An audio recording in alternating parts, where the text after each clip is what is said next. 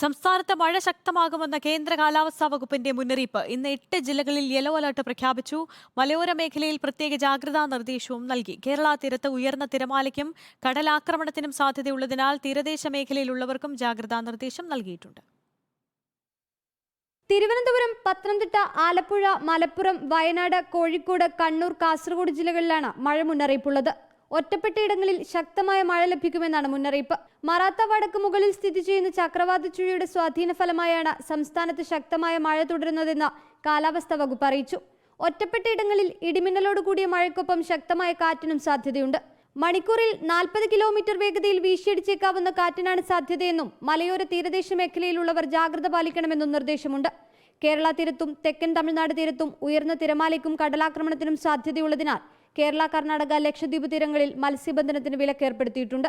അതേസമയം സംസ്ഥാനത്ത് കാലവർഷം എത്തിയെങ്കിലും അതിന് കണക്കായ മഴ ഇതുവരെയും ലഭിച്ചിട്ടില്ല. റിപ്പോർട്ടർ, തിരുവനന്തപുരം.